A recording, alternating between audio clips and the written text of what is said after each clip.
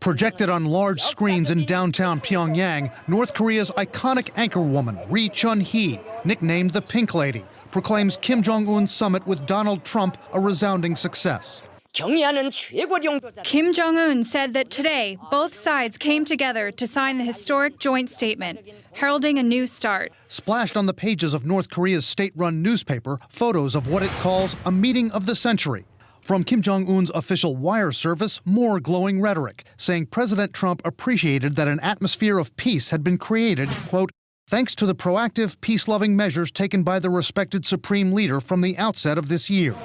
Very good. Among the highlights, a huge win for Kim, that President Trump has agreed to end the military exercises with South Korea that the North has seen as a provocation. Well, I think it's predictable that they did spin it this way. This was a tremendous political victory for Kim Jong-un. Aside from individual concessions, Kim's most important win from the summit meeting, experts say, could be his larger domestic victory with North Korea's people and inside the halls of influence in Pyongyang against anyone who might challenge his power.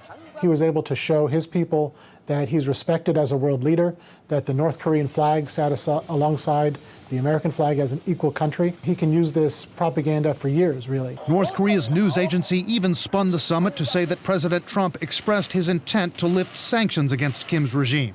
The president and his team actually say sanctions will remain in place for now. But analysts say Kim could still claim partial victory there. Certainly he's getting it looks like a reduction in the international pressure. China and South Korea, who are always looking to go soft on enforcing required UN sanctions, are already calling for removing some of the sanctions as well as offering economic benefits to the North. Tonight, experts warn of how the calculating, brutal young dictator might turn these victories into a threat. North Korea for years has been already a threat to regional stability by attacking South Korea, by conducting these tests. It's more than likely that over time, North Korea may feel emboldened to do even more of that, to feel safe behind a nuclear deterrent and feel that it can lash out at South Korea, at Japan, basically with impunity. And while Kim's propaganda machine does mention denuclearization, it sells it as an agreement that both sides will give up nuclear capabilities on the Korean peninsula. Not just that North Korea will give up its arsenal. As a self-professed member of the nuclear club, they will go to zero when the rest of the world goes down to zero. President Trump these days is full of admiration for Kim Jong-un, for his strength as a leader and the deference he's shown by his people. He speaks and his people sit up at attention. I want my people to do the same. The president later tried to clean up the comment by saying he was joking. I'm kidding. You don't understand sarcasm. But North Koreans aren't laughing, unless they're told to. Just like the grandfather and the father, Kim Jong-un, perhaps even more so, has ruled through fear politique, the politics of fear. That's especially evident in this propaganda video Kim's regime just produced to highlight the Supreme Leaders Summit with President Trump in Singapore, showing the kinds of displays of affection for Kim that President Trump says he appreciates. The video has the classic signatures of a North Korean production, adoring crowds seeing Kim off at the Pyongyang airport, dramatic music, and upon his triumphant return, women in colorful robes, top officials, even normally stoic generals, practically weeping at the sight of him. But analysts say what you're witnessing isn't spontaneous devotion, it's carefully choreographed fealty. You're massed early in the morning and standing around for hours with these flags, and when the moment comes, everyone knows exactly what they do to wave either their flags or their flowers. In one of the first propaganda films released after he took over from his father, Kim Jong-un is seen departing on a boat.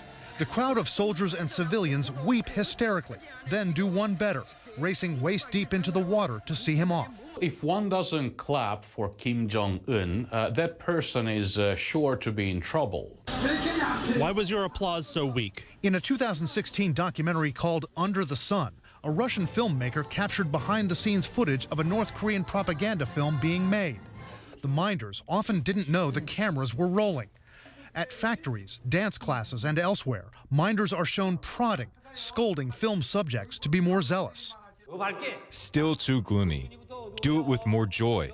You can do it more joyfully. They would come to the scene and would tell the people what they have to do, where they have to sit, how they have to sit, how they have to smile. But experts say we shouldn't assume all this emotion is completely fake.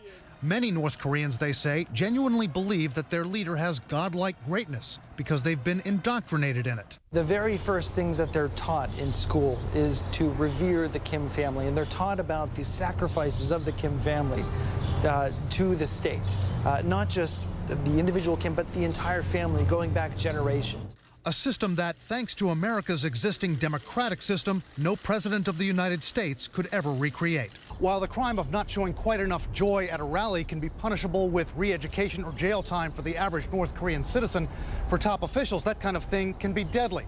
A top education official in North Korea was once executed by firing squad for showing a, quote, bad attitude at a gathering of the Supreme People's Assembly. Brian Todd, CNN, Washington.